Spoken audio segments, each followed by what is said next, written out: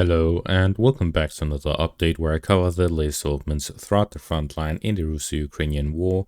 In this one, most developments are centered around the Donetsk and Kharkiv regions, where the Russians have managed to advance in the northern flank of Kurakhove. They've also managed to make a significant breakthrough in the southern district of Toretsk. In the northern direction, the Russians have made significant advances, covering about 16 square kilometers in the Kupiansk direction, and the Ukrainians managed to make a small counterattack here in the southern flank of Chasiv Yar. Starting out north of Kurakhove, the Russians have managed to make significant advances within the city itself, capturing a significant portion of the southern parts of the high-rise apartment complex areas in western Kurakhove, of which they control about 40% of the high-rise buildings. South of it, they've reached the intersection in the southern flank of the apartment complex areas south of Kurakhove, where the Russians are advancing both from the northern direction and from the southern direction, where they are storming the apartment complex area from 3 separate directions.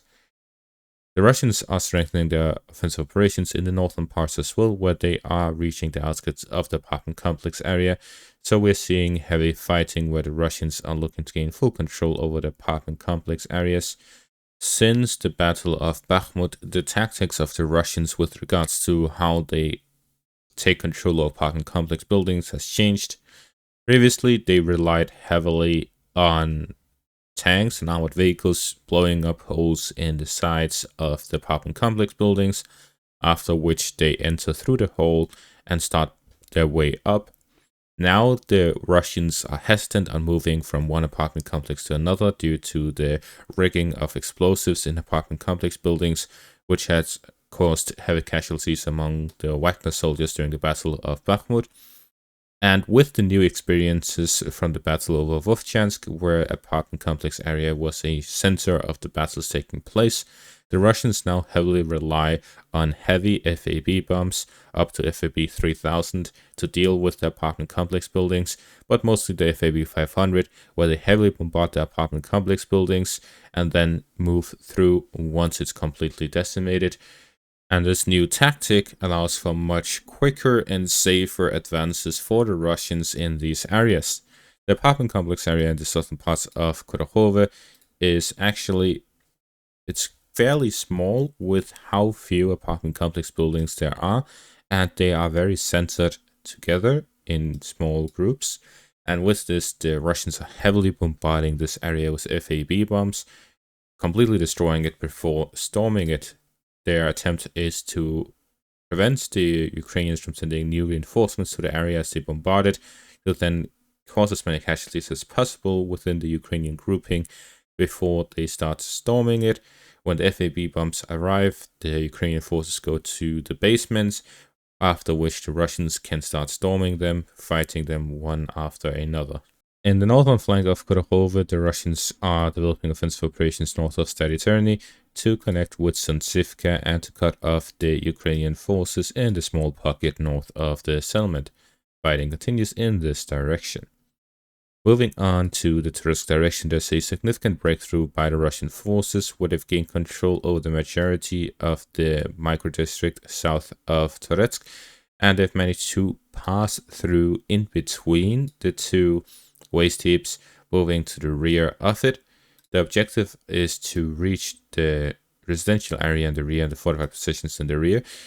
The Russians realized that the Ukrainians do not have any troops on top of these waste heaps. They don't have any forces there. Instead, what they did is that they planted cameras which were operated from nearby areas, and now the Russians decided to break through the undefended waste heaps, moving through and trying to get rid of the Ukrainian cameras, potentially installing their own, taking up positions in nearby areas. This is due to the fact that during the Russian offensive operations in the Pokrovsk and Kurakhove directions, there were several waste heaps which were overlooking the area near Selidove, near Ukrainsk, near Novohrodivka, and all of these waste heaps ended up causing a lot of casualties for the Ukrainians, because being on top of them gives a great overview over the situation. However, you also become an easy target for the FPV drones and other drones. This makes them very obvious targets. It's very easy to find them and it's very easy to hit them. Therefore, the Ukrainians decided to change the tactics around Toretsk, where they placed the cameras, making them very difficult to actually detect. It's very difficult to actually find these cameras. And at the same time, they don't take any casualties from having the benefits of the waste tubes. Therefore, the Ukrainians and the Russians were now fighting over the waste tubes. The Russians stormed the industrial zone, gaining significant advances within it, capturing the mine itself here near the waste tube. And with this, the Russians are now flanking the positions of the Ukrainians within Toretsk. And with the push towards the waste tube, if they can get rid of the cameras, get rid of the Ukrainian overview over the situation there, they can break through the final defenses of the Ukrainians here within Toretsk, and there will be a significant breakthrough in the battle over Toretsk, where from the stalemate, which has gone on for about 2 months, will break and the Russians will gain the advantage over the remaining battle of the city. Moving back, I skipped over a development here near Kupiansk, where the Russians are developing offensive operations towards the Pokrovsk defensive line, where they're attacking near Lysivka, they're attacking towards Decisive now, and they're also developing towards Novopustinka. So a lot of developments taking place along the fortified positions of the Ukrainians south of Pokrovsk, where the Russians are initiating the Battle of Pokrovsk ahead of the capture of Kurakhove and Vedlika Novosilka. In the southern flank of Chasiv Yar, the Ukrainians made a small advance, with the Shilokate footage confirming a Ukrainian push, fighting over the trenches and fortified positions here near the crossing.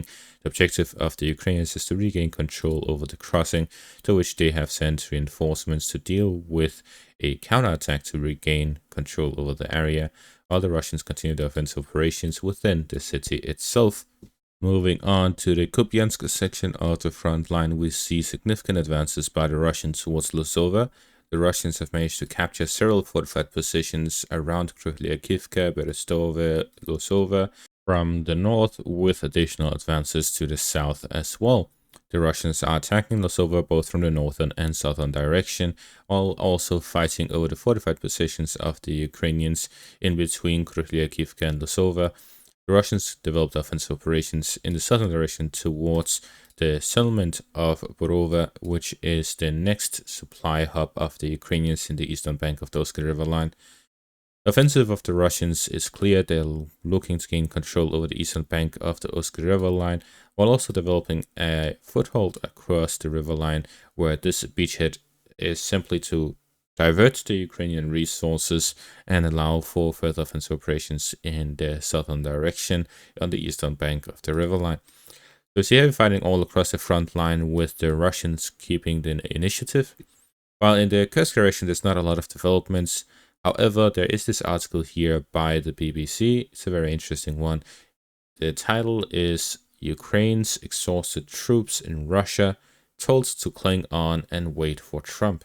And this is based on this part here, where the Ukrainian President Zelensky indicated that both sides had the change of US administration in mind. I'm sure that he, parenthesis Putin, because that's who he's talking about, wanted to push us out, the Ukrainian armed forces, by January 20th from the Kursk region. So he has this in his mind, installed in his mind, that Putin wants to kick the Ukrainians out by January 20th out of the Kursk region.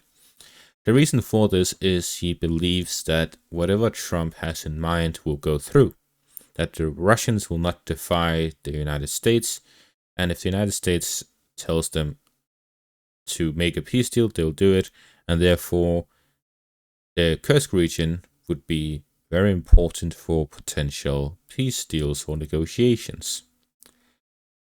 Therefore, the Russians would be interested in regaining full control over the Kursk region ahead of Trump's inauguration.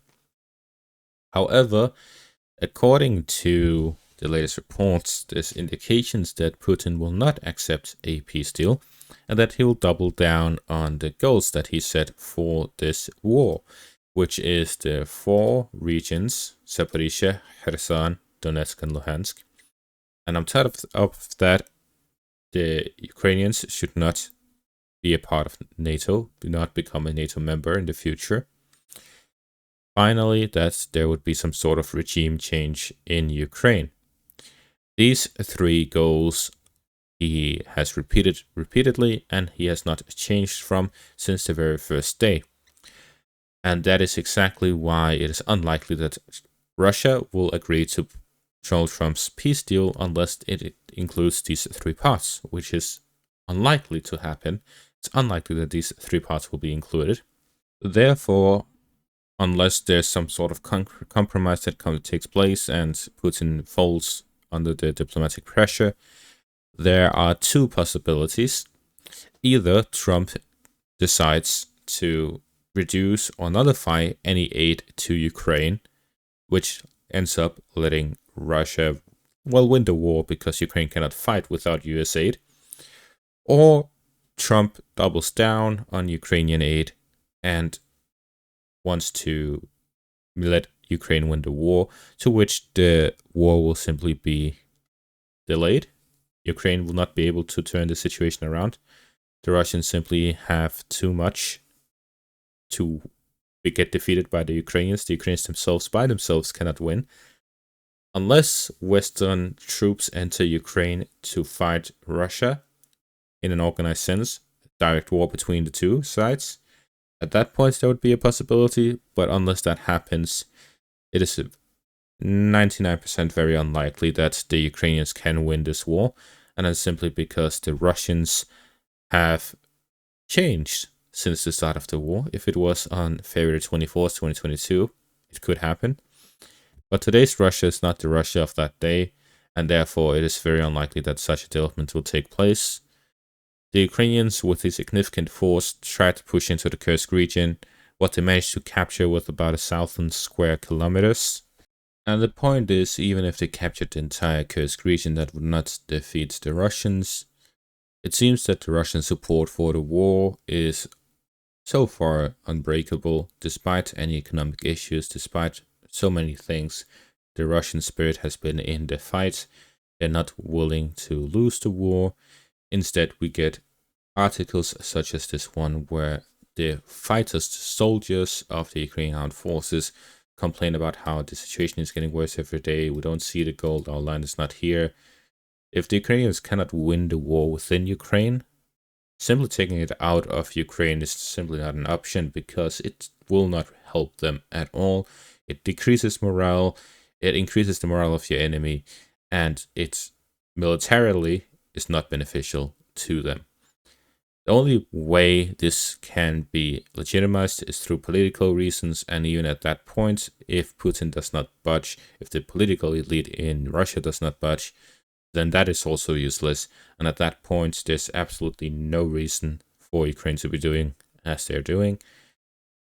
And even if Trump doubles down on Ukraine, it's unlikely that they will win. Even if he sends more modern equipment, more equipment, there are simply not enough Ukrainian soldiers to operate them. If they reduce the conscription age to 18 or the mobilization age to 18, they'll mobilize a whole new generation that needs training, needs equipment, and everything else. This will take months. The Russians can take advantage of the area or time in between, which will force the Ukrainians to send additional troops before they finish training, and then again, they will suffer the same issues they have been through this entire time.